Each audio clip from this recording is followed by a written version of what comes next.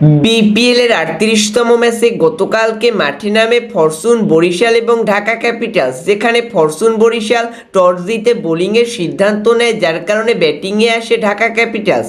ঢাকা ক্যাপিটালসের হয়ে তানজিদ হাসান তামিম এবং লিটন কুমার দাস ওপেনিং করে। তানজিদ হাসান তামিম ৭ রান করে প্যাভিলিয়নে ফিরে যায়।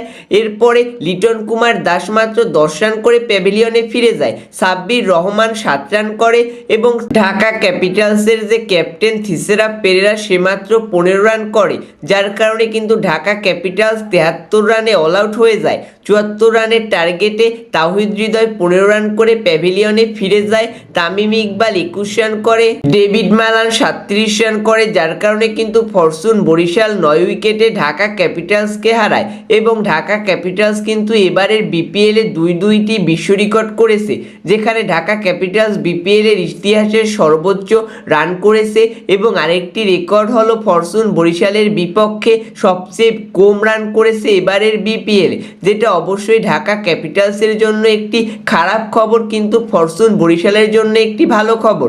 ঢাকা ক্যাপিটালসে কিন্তু বাংলাদেশের কিছু সেরা ক্রিকেটার রয়েছে যারা পারফরমেন্স করতে পারছে না ধারাবাহিকভাবে, বিশেষ করে তানজিদ হাসান তামিম, লিটন কুমার দাস এবং সাব্বির রহমান। তাছাড়া বোলিং ডিপার্টমেন্টে কিন্তু মোস্তাফিজুর রহমানও সেরকম উইকেটের দেখা পাচ্ছে না, যদিও সে অনেকগুলো ডট বল দিচ্ছে, যেখানে কিন্তু ঢাকা ক্যাপিটালসের হয়ে বোলিং পারফরমেন্সটা বেস্ট করা দরকার। তাছাড়া ব্যাটিংয়ে উন্নতি করা দরকার ঢাকা ক্যাপিটালসের, তাহলেই ঢাকা ক্যাপিটালস অন্য সকল দলের সাথে ভালো পারফরমেন্স করতে পারবে।